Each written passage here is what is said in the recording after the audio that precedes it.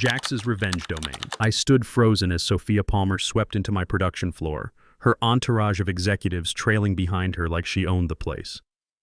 26 years old with an MBA still warm from the printer, while I'd spent 24 years building this operation from the ground up. My name is Raymond Morrison. I'm 49, and until 3 weeks ago, I was the Senior Director of Manufacturing Operations at Sterling Industrial, a company that makes precision components for defense contractors and heavy machinery. I'd worked my way up from floor technician after getting out of the Navy, earned my engineering degree at night, and turned our facility into one of the most efficient operations on the East Coast. But let me back up a bit. When I first walked into Sterling in 1999, fresh out of my Navy service, this place was a different world. I'd spent 6 years as a machinist's mate on destroyers, learned precision under pressure, understood that when you're dealing with equipment that keeps people alive, there's no room for shortcuts. The transition to civilian manufacturing wasn't easy, but the principles were the same. Attention to detail, respect for process, and never compromise safety for speed. Those early years were tough. I worked second shift on the stamping line, went to engineering school during the day, caught maybe 4 hours of sleep if I was lucky. But I watched, learned, asked questions. The old-timers taught me things you can't learn in textbooks: how to read the sound of a bearing going bad, how to spot metal fatigue before it shows up on instruments, how to keep production running when the computer systems go down. By 2005, I was a floor supervisor. By 2010, production manager. I implemented safety protocols that cut our incident rate by 80%. I designed workflow improvements that increased efficiency without sacrificing quality. When we landed our first major defense contract with Lockheed Martin in 2012, it was because I'd spent 3 years building relationships, proving our capabilities, demonstrating that a mid-size facility in Pennsylvania could deliver precision work on time, every time. The guys on my crew weren't just employees, they were craftsmen. Garrett Wells had been welding since before I got out of the Navy, could lay a perfect bead blindfolded. Shane Davis knew our assembly process so well he could spot problems 3 stations down the line. Wade Cooper in quality control caught defects that would have cost us millions in recalls. These weren't just workers you could replace with automation. They were the institutional knowledge that made Sterling competitive. Everyone, I'd like to introduce Ray, Sophia announced, gesturing toward me like I was some piece of outdated equipment. He'll be handling our legacy processes while I lead us into the future. The room went silent. My production managers, guys I'd worked alongside for years, suddenly found their clipboards fascinating. Nobody looked at me. Not Garrett from the welding bay, not Shane from assembly, not even Wade from quality control, who'd shared coffee with me every morning for a decade. We need fresh thinking and manufacturing efficiency, our CEO, Calvin Brooks, said, his hand on Sophia's shoulder. Ray can help you understand our history while you modernize our processes. History. That's what they were calling 24 years of blood, sweat, and keeping this place running. I thought about the time I'd spent Christmas Day here in 2008, troubleshooting a hydraulic failure that threatened a critical delivery. Or the hurricane of 2017 when I'd coordinated with emergency services to keep our generators running, ensuring we could deliver components for disaster relief equipment. History. The corner office will be yours, Sophia told me, pointing to a cramped space near the supply closet. I need the main office cleared by lunch. My office. The space where I'd planned safety improvements, designed workflow optimizations, and met with workers who trusted me to fight for them. The walls displayed our Safety Excellence Awards, 3 years running without a lost time incident, something I was genuinely proud of. There was the thank you letter from Lockheed Martin after we delivered their order ahead of schedule during the hurricane. Photos of our crew celebrating contract wins, celebrating retirements, celebrating the small victories that keep a manufacturing operation running. Understood, I replied, my voice steadier than my hands. 3 hours later, I watched maintenance carry my certifications in a cardboard box, while Sophia directed the placement of abstract art where my process improvement charts used to hang. The metal desk goes too, she instructed. It's positively ancient. That desk had been a gift from my crew after we won the Safety Excellence Award 3 years running. Solid steel, built to last like everything we made in this facility. Now it was being replaced by some sleek modern thing that probably cost more than most of my guys made in a month. My new workspace had a wobbly chair and a computer that wheezed when starting up. The phone rang. Garrett, my floor supervisor for 8 years. Ray, I'm sorry, but Sophia called a production meeting in conference room B. When? Right now. She said it's just for the department heads. I was being excluded from a meeting about my own operation. The operation I'd built from the ground up, the processes I'd refined over decades, the safety protocols that had kept every one of my people going home in one piece every night for 3 years straight. No problem, I lied, but we both knew it wasn't true. After hanging up, I found an email from Sophia to the entire production team. Innovation, efficiency, automation, moving beyond outdated methods. Attached was a 20-page presentation. I opened it and felt my breath catch. These weren't just similar ideas to what I'd proposed 18 months ago. These were my exact lean manufacturing improvements, down to the specific workflow optimizations for the stamping department. I remembered that presentation like it was yesterday. I'd spent 3 months analyzing our processes, timing every operation, mapping material flow, identifying bottlenecks.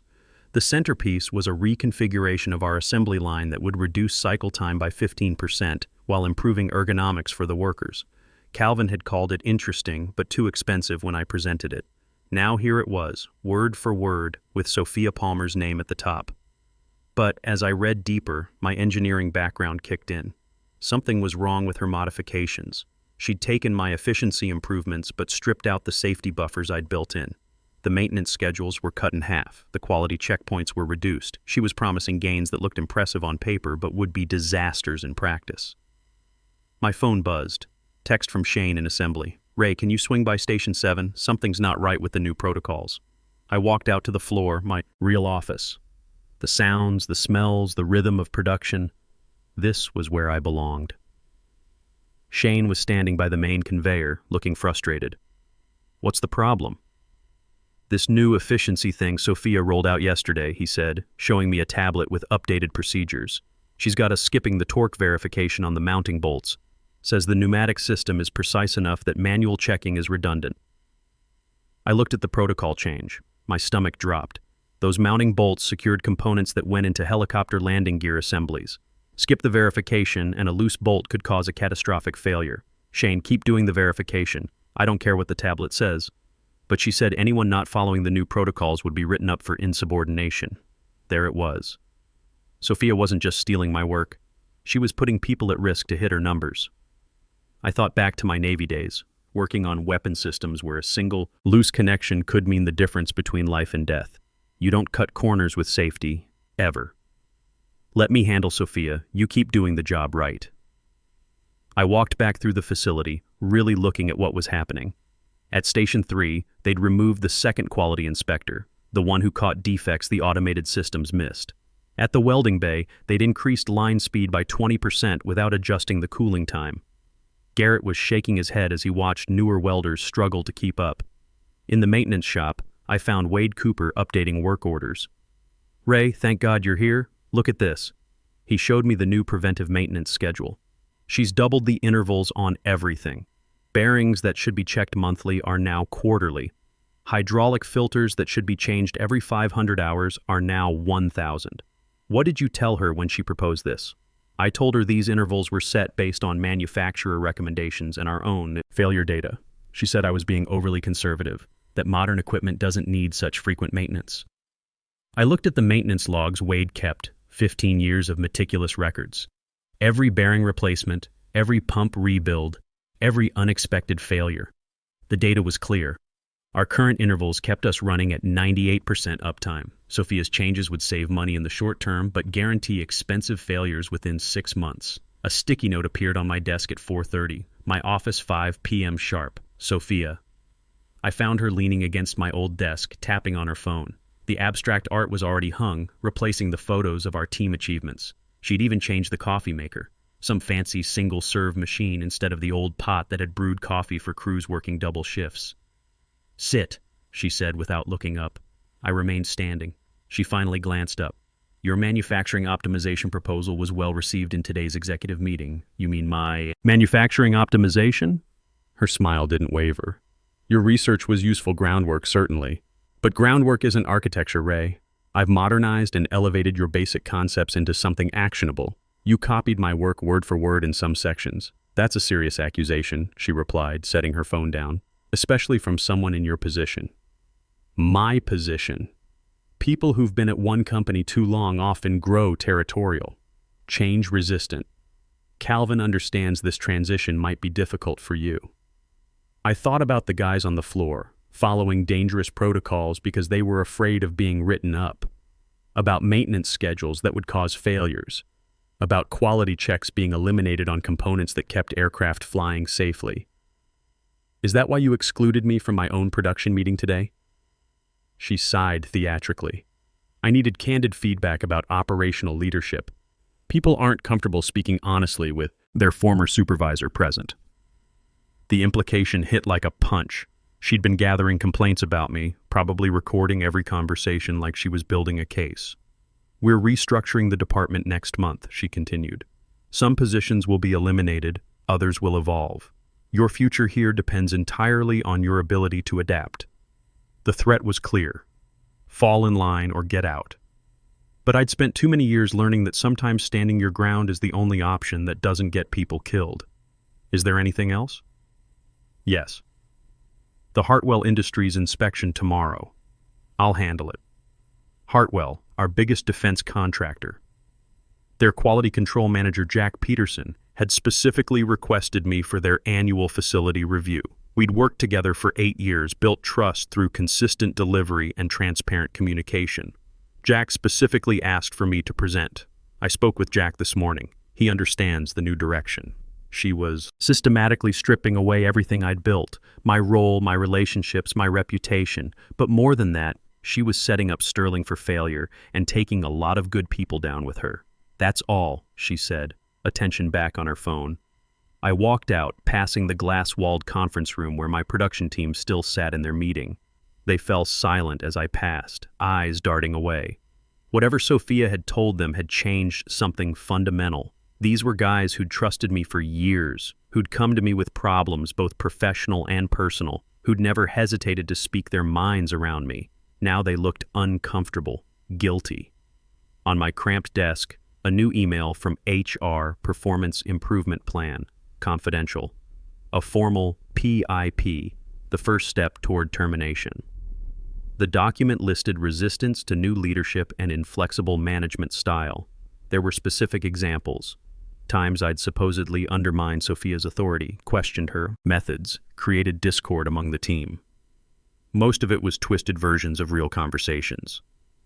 When I'd asked about the safety implications of her protocol changes, that became publicly challenging leadership decisions. When I'd suggested we maintain our current maintenance schedules until we could properly analyze the impact, that became refusing to implement efficiency improvements. I'd given nearly 25 years to this company, worked through pneumonia twice because we had critical deliveries, missed my daughter's graduation to handle an emergency defense contract when a supplier had failed us, spent countless weekends troubleshooting equipment to keep production running. Now I was being pushed out by someone who'd built her entire strategy on my work. I shut down my computer, gathered my bag, and left without saying goodbye to anyone. In my truck, I sat quietly for 20 minutes, staring at nothing.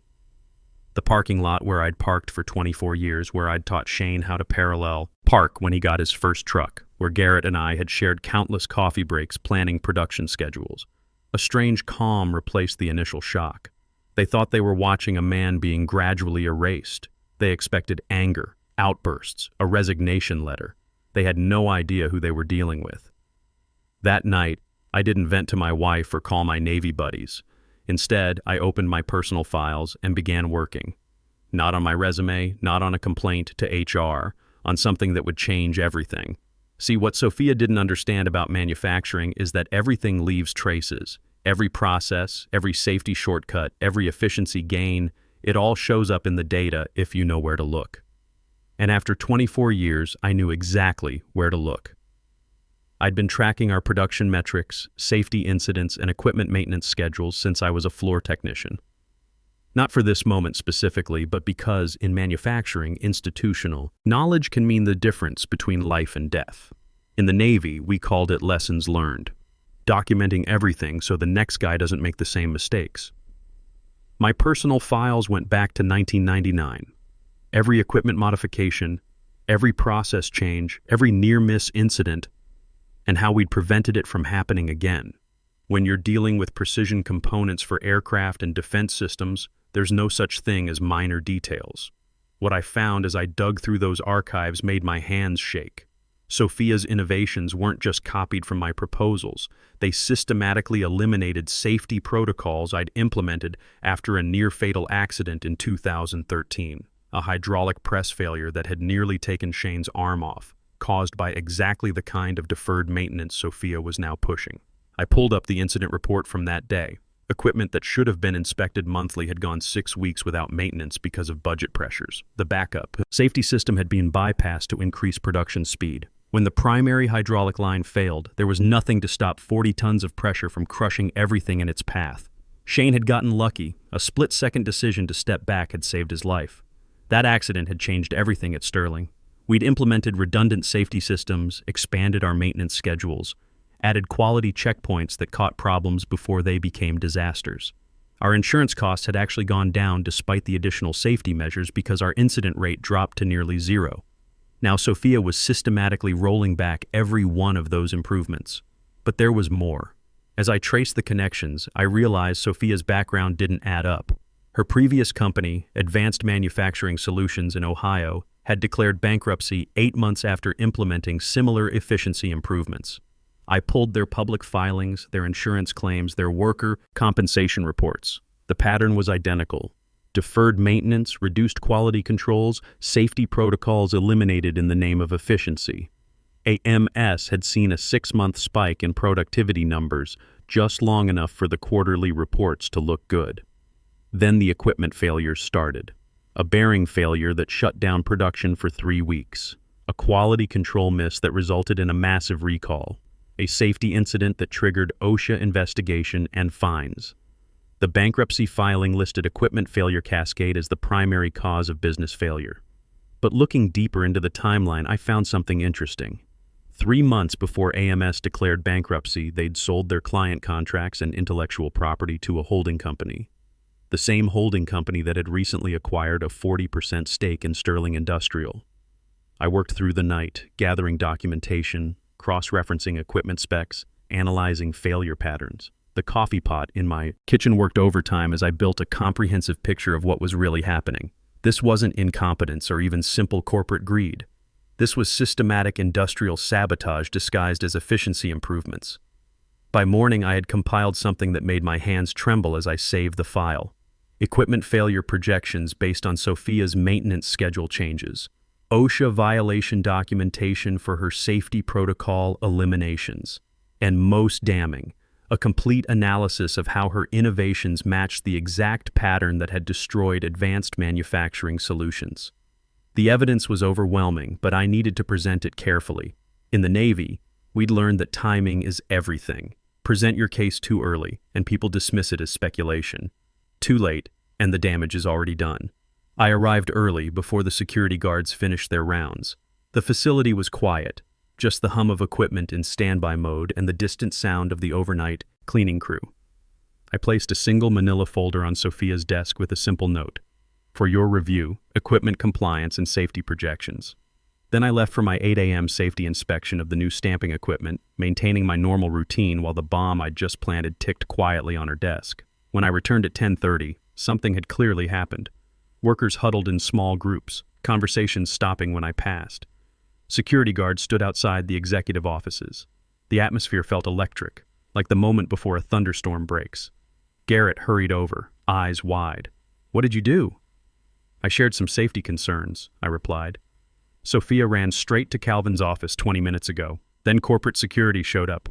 They're all in there now, the whole executive team, plus some people I've never seen before. I nodded calmly and headed to my small desk. The morning safety inspection had gone well. Our equipment was still running within specifications, but I'd documented several concerning trends that aligned perfectly with my projections. "Aren't you worried?" Garrett asked, following me. "About what?"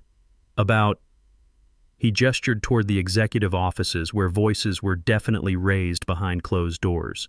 "No," I said simply. "I'm not worried at all." My phone buzzed with a text from Shane. "Heard Sophia's in deep trouble. What's happening?" Then another from Wade. "Security's asking about maintenance schedules. You okay?" Word was spreading through the facility. In a place like this, news travels fast. People could sense when something big was happening, and they all knew it connected to the file I'd left on Sophia's desk. At noon, an email arrived from Calvin's assistant. "Meeting requested. Executive conference room. Immediate." The walk to the executive floor felt different this time. Not like the march to an execution, but like walking into a situation where the truth was finally going to matter. Eyes followed me, but they weren't looks of pity anymore. They were looks of curiosity, maybe even hope. I found Calvin seated at the head of the table, flanked by our legal counsel Claire Rodriguez and HR director Nina Johnson. Two people I didn't recognize sat along the side, serious-looking folks with badges visible in their jacket pockets. Federal investigators. Sophia was nowhere to be seen. "Sit down, Ray," Calvin said, his expression completely different from our last meeting. This wasn't the confident CEO who'd been ready to push me aside. This was a man who'd just discovered his company was being deliberately sabotaged. I chose a seat directly across from him, placing my hands calmly on the table. "The file you left for Sophia," he began. "We need to understand exactly what you found and how you found it." "Everything in that folder came from our own systems," I replied. "Maintenance records, incident reports, equipment specifications, plus publicly available bankruptcy filings and OSHA reports from Advanced Manufacturing Solutions." One of the federal investigators, a woman in her 40s, leaned forward. "Mr. Morrison, I'm Agent Sarah Collins with the FBI's Economic Crimes Unit. We've been tracking a pattern of suspicious corporate failures in the manufacturing sector. Your documentation provides crucial evidence in an ongoing investigation." Claire Rodriguez looked pale. "Ray, you need to understand the implications of what you've uncovered. If your analysis is correct, Sterling has been targeted for systematic destruction disguised as efficiency improvements." "The data supports that conclusion," I said. "Sophia Palmer's protocols match exactly the sequence that destroyed AMS. Deferred maintenance leading to equipment failures, reduced quality control causing customer losses, safety violations triggering regulatory action. It's not incompetence. It's deliberately engineered corporate sabotage." Calvin rubbed his temples. "The holding company that acquired 40% of our shares. They're the same group that picked up AMS's assets after bankruptcy?" Agent Collins nodded. "Meridian Capital Holdings has been involved in the acquisition of at least 6 manufacturing companies over the past 3 years. All followed the same pattern. Efficiency consultants implement changes that cause rapid failure. Then Meridian acquires the assets at bankruptcy prices." "And Sophia Palmer," Calvin asked, "has been placed at 4 different companies as an efficiency consultant over the past 3 years. All 4 subsequently failed and were acquired by Meridian-affiliated companies." The HR director cleared her throat. "Sophia claims this is all retaliation for your performance improvement plan. Her legal team is calling it an elaborate conspiracy theory." I opened my laptop. "Would you like to see the equipment failure timeline? I've modeled exactly when each system will fail based on her maintenance schedule changes. The first major failure should occur in 47 days. The hydraulic system on line 3, the bearing wear. Patterns are already visible if you know what to look for." Agent Collins made notes. "Mr. Morrison, your documentation suggests you've been tracking these metrics for decades. Why?" "In the Navy, we learned that equipment failure isn't random. There are always warning signs if you're paying attention. When you're responsible for systems that keep people alive, you develop habits. You document everything, you watch for patterns, you never assume something is coincidence when it might be enemy action." Calvin stood and walked to the window overlooking the production floor. 24 years, he said quietly. "You've been building institutional knowledge while I was chasing quarterly improvements."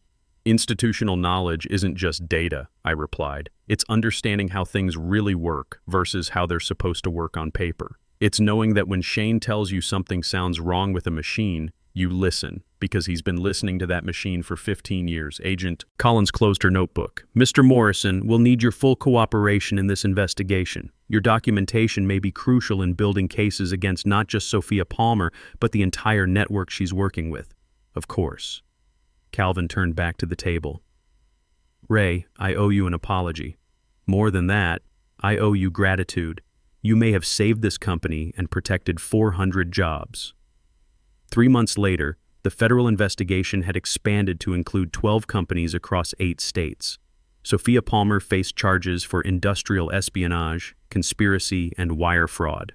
Meridian Capital Holdings was under investigation for racketeering. The network of planted efficiency consultants was being dismantled piece by piece. Sterling not only survived, but thrived. Our defense contracts were renewed with commendations for quality and safety.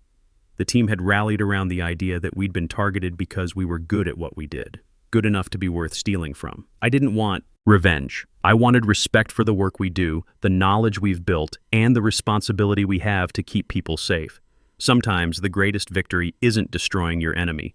It's being so thoroughly right that they destroy themselves trying to destroy you. My name is Raymond Morrison, and I'm still here, still building things that last, still proving that institutional knowledge and careful attention to detail matter more than fancy presentations and quarterly promises. In a world that's always chasing the next big thing, sometimes the most radical act is simply doing your job well and paying attention to what's really happening around you. Some patterns only become visible with time, patience, and the wisdom that comes from actually building things instead of just talking about building them. In a world obsessed with disruption and innovation, the most dangerous enemy isn't the competitor who builds something better. It's the one who convinces you to tear down what already works. Real power doesn't come from having the newest ideas or the fanciest degree. It comes from understanding the difference between what looks good in a presentation and what actually keeps the lights on when everything else fails.